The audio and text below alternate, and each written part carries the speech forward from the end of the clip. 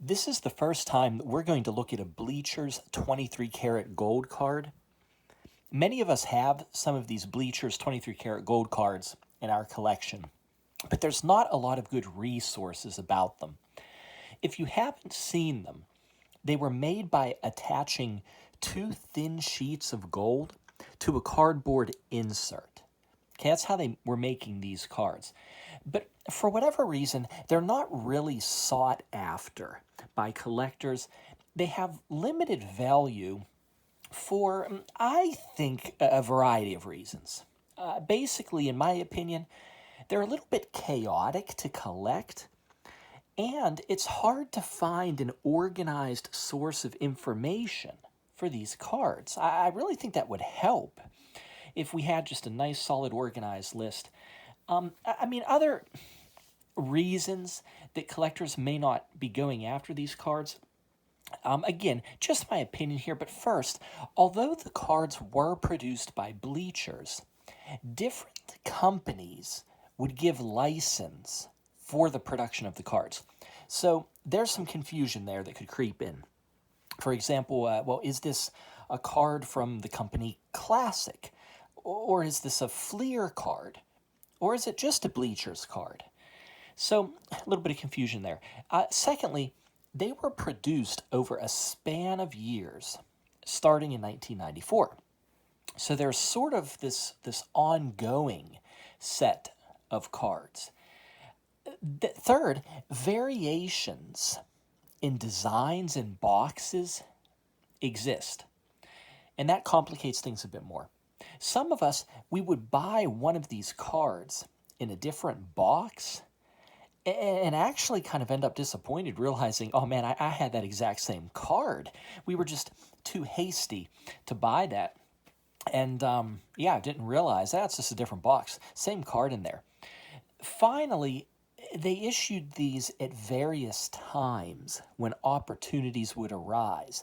It's not like you had a fixed set each year coming out. So let's say, oh, hey, the Bulls won 72 games. It's a new record. Well, off to the presses. Here's some more cards. It was more based on the situation. And finally, the gold on these cards, surprisingly, I think it's really kind of irrelevant. Look at this certificate of authenticity. It says that the cards contain over 17 square inches of pure gold. Well, look, you can't trick all of us. Square inches, that's a two-dimensional measure. In other words, the gold could still be very, very, very thin for those 17 square inches. Very thin, okay? So believe it or not, in terms of value, it's not about the gold. The gold's kind of irrelevant with these cards. But personally, I still think these are very fun cards for a collection. They're always reasonably priced. So as we're looking at them, I'm going to try to simplify and clarify things with these cards. On the Cataloged Clutter site, if these cards were produced by Bleachers, I'm going to start grouping them under Bleachers. Doesn't matter who licensed the cards, whether it was Fleer or Ultra or Classic. They're going to go under Bleachers if they were produced by Bleachers. Then I'm going to alphabetize them regardless of the year of production. That way there's going to be just one complete ongoing list of all these cards. I think that's the way to look at it. I really do.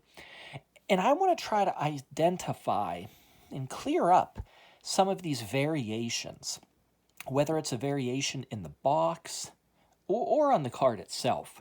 We're going to be very clear about that, what exists. If you don't know, a complete Bleachers 23 karat gold card usually consisted of the card, and it would be in this acrylic plastic holder. Okay, that's how they would come. There would be a small plastic bag around the card. You see that up there.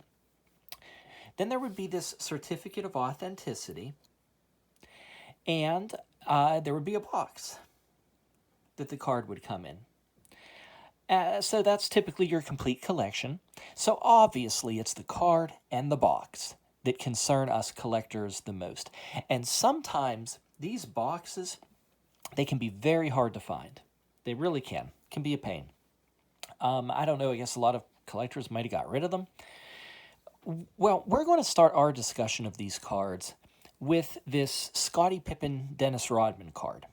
It was produced in honor of the Bulls having a 72-win season. You can see that right there. Their 72-win season, and winning the NBA Finals in 1996. So those two items are on the card. And see the box. 1996 World Champions. 72-win season. So that was the theme of this card. That's why they produced it. And by the way, with these Bleachers cards, anytime you can get Dennis Rodman, it's really fun to look at the Dennis Rodman cards because of what they did to the hair. They would apply a colored foil. This one is multicolored. And then see on the back, that red hair. So Dennis Rodman, you always have that extra special touch. They're fun to collect. They really are. And this one actually features a lot of tattoos as well. See on his arm here, and look on the back. There's a lot of detail there. So this one's particularly fun for the hair and the tattoos. Interesting card. You see on the reverse of this card, there are some statistics that they present. It's hard to get a clear shot of that. There we go. There's the statistics. Look at Rodman. The rebounds are split. Offensive and defensive rebounds. They split those up. Very important and an amazing number there. This year, he led the league in rebounds per game. Believe it or not, it was still David Robinson who had the highest total rebounds. But Rodman was the top for rebounds per game. Some things I want to point out on the certificate of authenticity. These aren't always 100% accurate or clear. Like, they're just a little casual with the wording. Look here. This Pippen and Rodman gold foil card has been licensed by Pippen and Rodman in association with Bleachers. No, I don't think, I'm 98% sure it wasn't Pippen and Rodman who specifically licensed this card. This is an officially licensed NBA product. You see the box right there. Officially licensed product. So, again, it's just, no big deal. But it's not completely accurate. You do see, this is important, this card was limited to 25,000. There is some confusion. I have a price guide that says there are only 10,000 of these cards.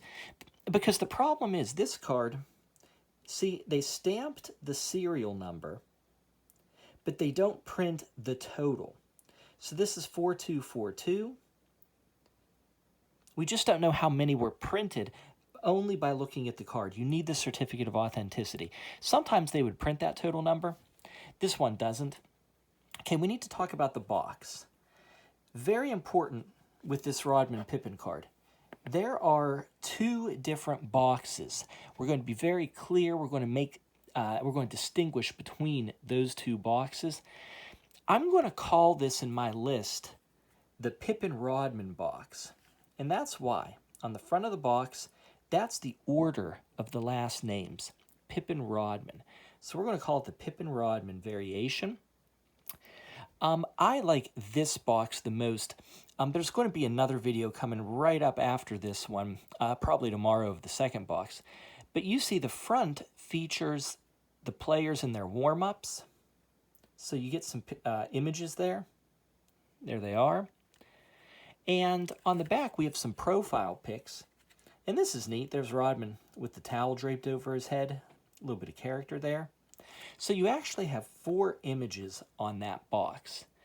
The other one only has 2. I like this one. 4 images total.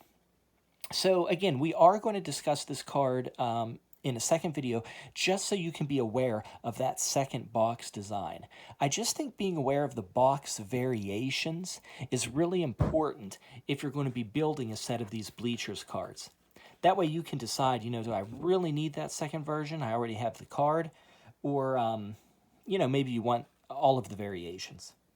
So, yeah, this is our first Bleachers 23 karat gold card. I think it's a fun one. That was a great season, that 72-win season. Really exciting.